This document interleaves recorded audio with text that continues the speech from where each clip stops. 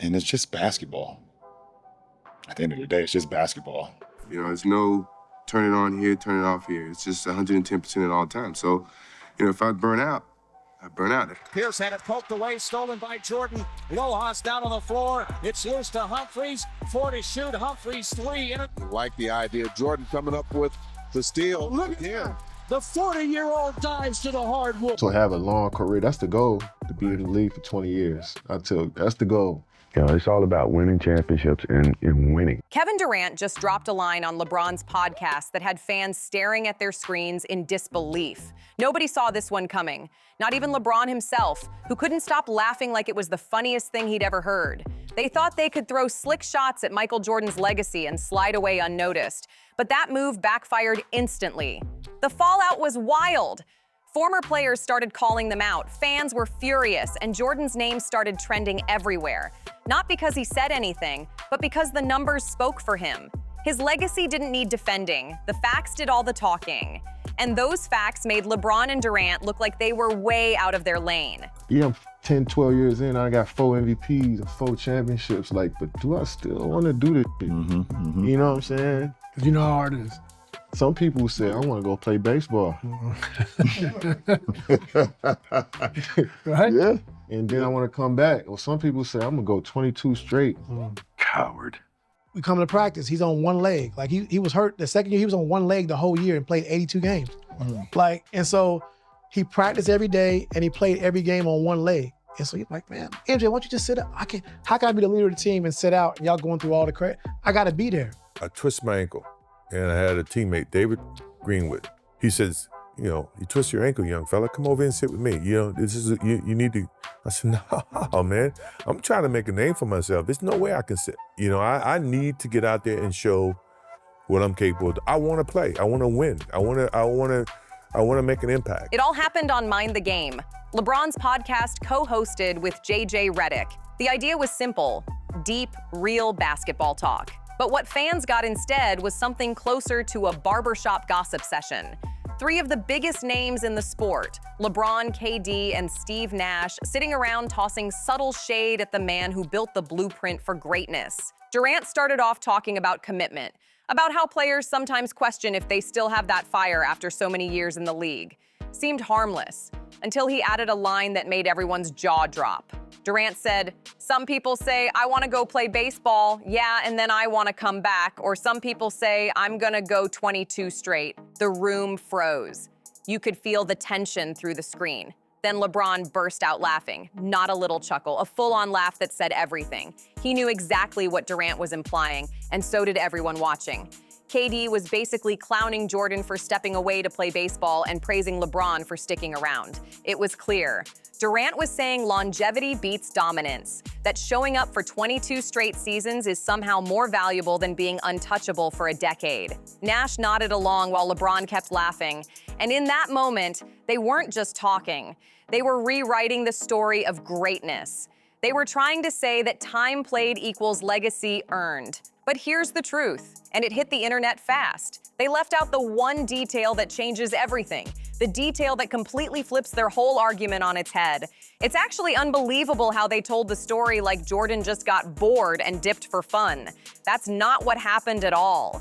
Michael Jordan didn't walk away from the game in '93 because he ran out of competition or lost motivation. He walked away because he lost the most important person in his life. His father, James Jordan, was taken from him in a heartbreaking robbery that shook his entire world. The man who taught him how to dream big, how to fight, how to win, was suddenly gone. And Michael, at the absolute peak of his power, right after winning 3 straight championships, chose to step back. Not to quit, but to cope. He wanted to honor his dad's memory by chasing something they had always talked about together, playing professional baseball. That wasn't a joke, it was his way of healing. So when Kevin Durant sat there smirking and said, some people say they want to go play baseball, he wasn't being clever, he was being cold. He turned one of the hardest moments in Jordan's life into a cheap punchline, and LeBron laughing right next to him just made it worse. Neither of them paused. Neither of them gave that story the respect it deserved. They just kept going like nothing happened, like that pain didn't exist. And that's why people were furious, because context matters.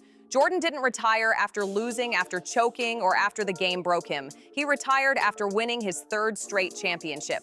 He didn't walk away in defeat, he walked away at the top of the mountain. Magic Johnson never did that. Larry Bird never did that. Isaiah Thomas never did that. 3 in a row.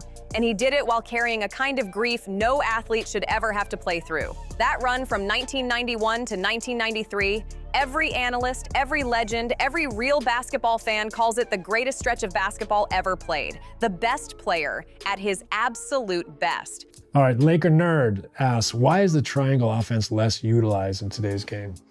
To try to run the triangle offense right now, it'd be very challenging, just because how the game is played and also how defense is covering.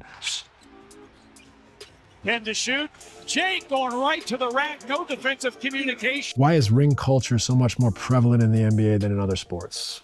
It's funny, yeah, I don't know. I don't know why it's discussed so much in our sport and why it's the A-all, B-all of everything. What you just said is one of the most insanely idiotic things I have ever heard. Garth Gilmore told me one time, he played for Chicago, he said, if you expect to play a long time in this league, you better quit mopping up the floor. And I thought, well, he's crazy because that's what basketball is all about. Bird takes it away from Wilkins, goes to the floor and gets it. Gets it up ahead. So calling that quitting, that's not just wrong, it's disrespectful. And here's where things get even wilder. The man throwing those little digs, Kevin Durant, the same player fans still call one of the biggest quitters in NBA history. In 2016, after losing to the Warriors in the Western Conference Finals, he didn't come back stronger. He joined them. The same 73-win team that beat him. A team already stacked with Stephen Curry, Klay Thompson, and Draymond Green. That move is still seen as one of the weakest decisions ever made by a superstar. Players clowned him, fans roasted him. But he did it anyway, chasing the easy route to a ring. And it didn't stop there. He bailed on Brooklyn too, demanded a trade the second things got tough, then went to Phoenix and before the dust even settled, tried to bounce again. Every time the pressure builds, KD runs for comfort. And LeBron, he's got his own track record of exits. When Cleveland got rough, he jumped to Miami. When Miami started sliding, he ran back to Cleveland. When that fell apart, he bolted to LA. Every single time the walls closed in, he packed up and left. So for these two, to sit on a podcast and snicker about Jordan stepping away after dominating the league and losing his father, that's wild. It's not just tone deaf, it's hypocritical. They weren't making basketball history on that podcast. They were exposing how blind fame can make you. The shade didn't stop at that baseball jab. Not even close. Durant doubled down, claiming that the real goal for an NBA player shouldn't be rings, MVPs, or domination. According to him, it's all about playing 20 years, just staying around, just showing up. And LeBron nodded like KD just dropped some kind of ancient wisdom, like playing forever somehow meant more than winning everything while you could. That's where Michael Jordan's entire mindset completely destroys their argument, and he doesn't even have to say a single word. Jordan never cared about longevity. He cared about excellence. Every season was war for him. His mission was simple: dominate, win, leave no doubt. If that meant burning out early, so be it. Jordan even said it himself: if I burn out, then I'll just go play golf somewhere. That was the mentality of a killer. Not someone chasing seasons, but someone chasing perfection. He didn't care about playing 20 years just to say he did. He cared about being the best every single time he stepped on the court. He wanted his name to mean greatness, not endurance. Now look at what Durant just said again. Playing 20 years is the goal. That's not greatness. That's survival. That's just sticking around to collect checks and stats without breaking a sweat. Meanwhile, Jordan gave everything he had in 13 full seasons, and in that time, he built a resume that nobody, not LeBron, not KD, not anyone, has ever come close to touching. Let's put it side by side. Jordan played 15 total seasons, but with his retirements, it's really just 13 full ones. In that time, he racked up 6 championships, 6 finals MVPs, 5 regular season MVPs, 10 scoring titles, 9 all-defensive team honors. That's not just dominance, and that's near mathematical perfection. Now compare that to LeBron and Durant combined. Between them, they've played almost 40 years of basketball, like nearly 3 times as long as Jordan's prime. And together, they've got 6 championships, 6 finals MVPs, 5 regular season MVPs, 5 scoring titles, 5 all-defensive selections, almost 40 seasons, twice the time, half the results. That's the difference between longevity and legacy. But you have to really play hard. Does that hurt you physically? No, because when I play hard all the time. You know, there's no turn it on here, turn it off here. It's just 110% at all time. It might not be in the team's best interest, in your best interest, to play all 82. Is that something you've thought about at all since you made the goal? That's a goal. We'll see. The next day, I'm available to go and be in the pro. If OBJ shows up, he might score 100. Jordan didn't just talk about greatness, he lived it. When he entered the league in 1984, he played all 82 games his rookie year, every single one. That season, 40 players did the same. It was the standard. Guys didn't pick and choose when to show up. Jordan averaged 38.3 minutes per game, ranking 4th in the league, and his total minutes ranked 3rd behind only Buck Williams and Larry Bird. From day one, he was an Iron Man, not because of sports science or rest schedules, but because he loved the game too much to sit out. And remember, this was a time when basketball was harder. The game was rougher, more physical, more demanding. Teams flew commercial, had one trainer, maybe one strength coach, and practices were brutal. Back-to-backs weren't some rare event, and they were normal. 3 games in 4 nights? That was life in the NBA. But the stars still played. Look at how much it's changed. In the 1999 to 2000 season, 58 players played all 82 games. More than half the league showed up every single night. No excuses, no rest days, just pure grind. Now look at the 2020s, the lowest availability rates in NBA history. 2022 set the record for the fewest players to play a full season. Then 2023 broke that record. Then 2024, then 2025. Every year it keeps getting worse. And this is happening in the easiest era physically. Private jets, massive recovery staffs, personal chefs, sleep specialists, cryotherapy, ice baths, customized training programs. Every tool imaginable to keep players healthy, yet they're playing less than ever. Why? Because the mindset changed. The culture shifted. When LeBron started normalizing load management, everything changed. Suddenly, skipping games wasn't seen as soft. It became strategic. The message spread fast. If the biggest star in the world can sit out when he's tired, why can't everyone else? And that attitude trickled down, from the superstars to the bench warmers. Now even role players are resting. Even guys fighting for contracts are sitting out. The entire league started treating regular season games like warm-ups for the playoffs. Fans spending hundreds on tickets get left watching backups because someone wanted extra recovery. That's the difference between eras. Jordan didn't need a sports scientist to tell him when to play. His standard was simple. If there's a game, you show up. And that mindset, that hunger, that obsession with greatness is exactly why his name still sits at the top, no matter how many seasons LeBron and Durant play. Because at the end of the day, it's not about who lasts the longest, it's about who burns the brightest. Jordan once said it straight. He never wanted to miss a single game unless he physically couldn't move. He talked about how today's players hide behind load management, resting when they're not even hurt, treating comfort like it's more important than competition. Jordan said, "Every game is an opportunity to prove myself. There's a fan sitting way up in the top deck who probably worked all week just to afford that ticket. I want to impress him." That's heart, that's hunger, that's what it means to respect the game.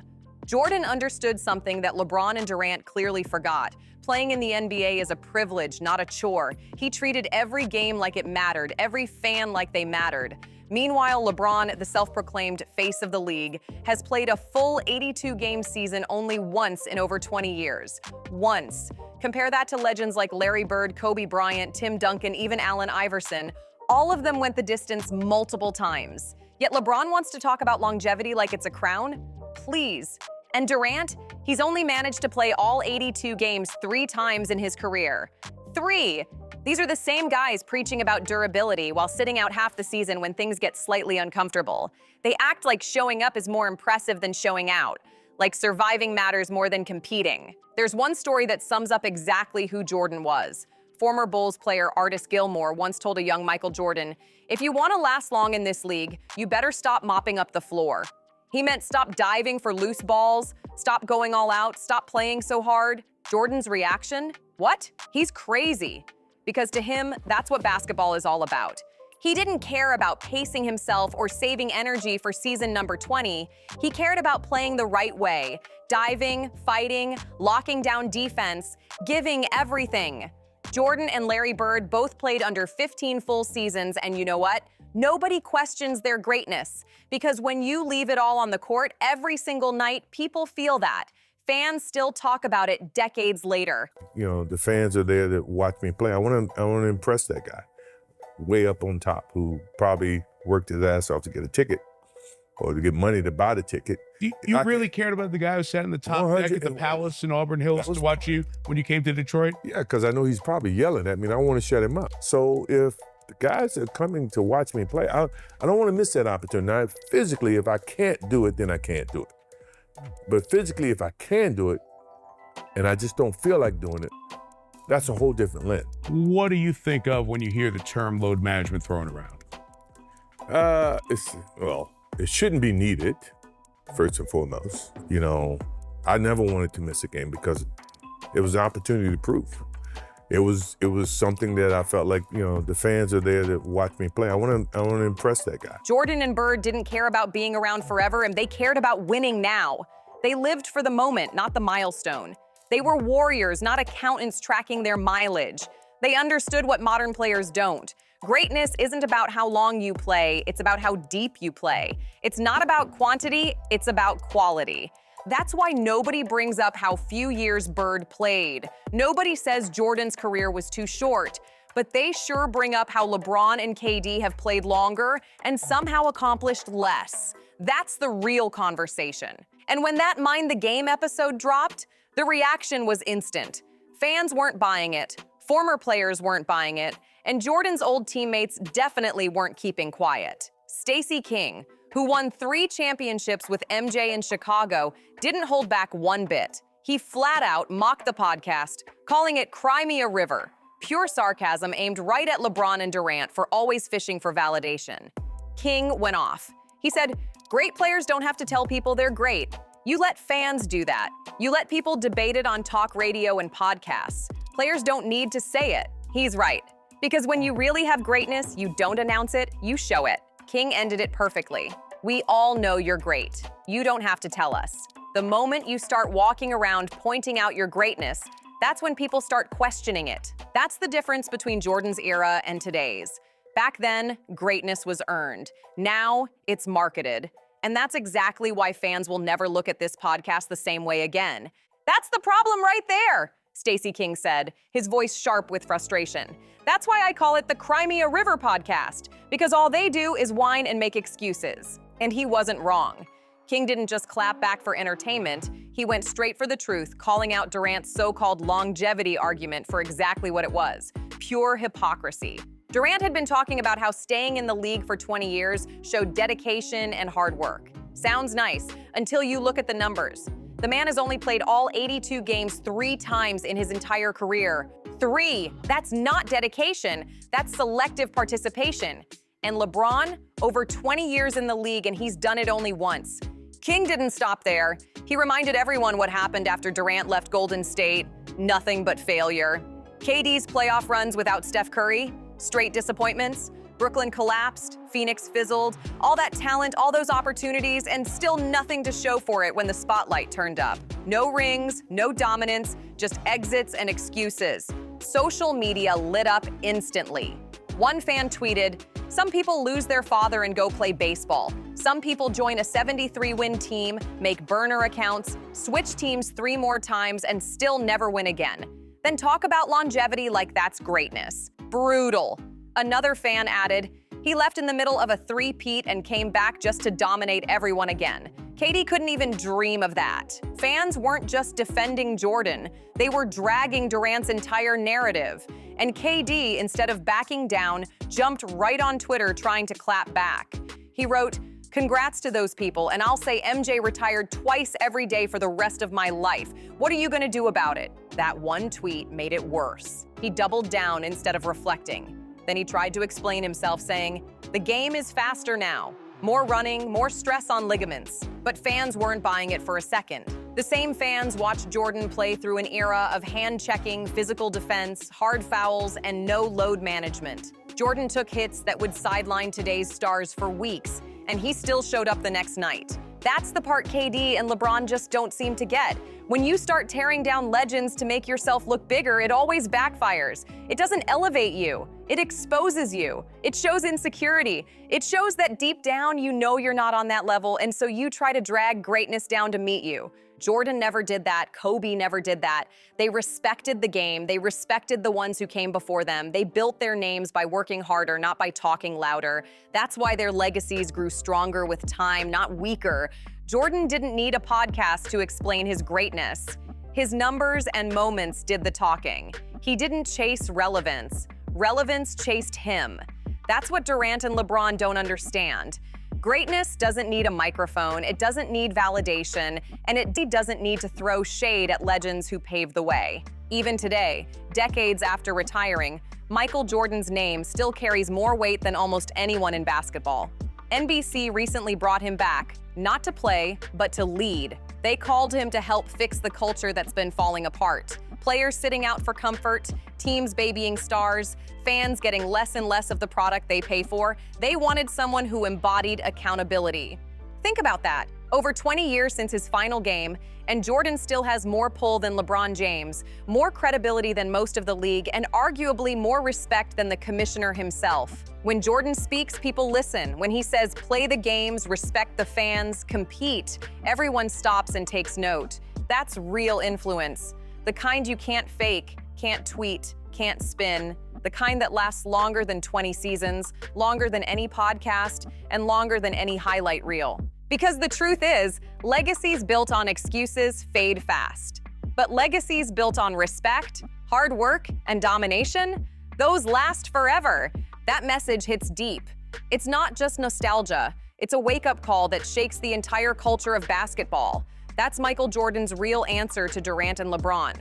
Not some emotional rant, not a slick tweet, not a podcast monologue. His response is his presence, his relevance. The fact that after all these years, his name still carries more power than anyone else in the game. When the NBA needs to reset the standard, they don't dial up LeBron. They call Michael Jordan. They bring back the man who defined what excellence means. The one who didn't just talk about greatness, but lived it every single night. That's what separates him. That's the silent response that cuts louder than any argument LeBron or Durant could ever make. Sure, they can laugh on their podcast. They can downplay the rings, mock the triangle offense, act like dominance doesn't matter. But here's the truth. No matter what they say, they're still chasing him. Every debate still circles back to Jordan. Every all-time ranking still begins and ends with his name at the top. Every talk show, every highlight reel, every barbershop argument still asks the same question. But is he better than Jordan? And the answer hasn't changed in 30 years. No. No amount of longevity will erase that. No podcast can rewrite that. No load management can build a legacy that comes anywhere near his. Because Michael Jordan didn't chase years, he chased greatness. He didn't care about lasting forever. He cared about being unforgettable. Greatness doesn't need 20 seasons to prove itself. It just needs one iconic moment, one defining game, one unstoppable season. Jordan gave the world 13 straight years of that, 13 years of pure domination, 6 championships, 6 finals MVPs, 5 regular season MVPs, 10 scoring titles, 9 all-defensive selections. That's not just excellence, that's perfection in motion. Now look at LeBron and Durant. Almost 40 combined seasons, and they still haven't matched what Jordan did in barely over a decade. Not even close. That's the part that burns the most, because deep down they know it. That's why they keep bringing up his name. That's why they keep comparing themselves to him. So yes, Michael Jordan did respond, not with words, but with impact. His legacy speaks for him louder than any podcast ever could. His mindset, his discipline, his obsession with winning, that's his response. And it echoes across generations, drowning out every excuse, every complaint, every lazy argument about longevity. Because when people talk about basketball greatness, they don't think of load management. They don't think of rest days or podcasts or empty stats. They think of Michael Jordan, the man who played through exhaustion, the man who treated every night like it was his last, the man who made the world fall in love with the game. That's why his silence says more than their words ever will. It's louder than their laughter, louder than their stats, louder than their podcasts. So if you believe today's NBA has lost its fire, hit that like button. If you think players need to start respecting the game and the legends who built it, drop a comment below. And if you want more real talk breaking down what's really happening in basketball right now, don't forget to subscribe because this conversation is just getting started.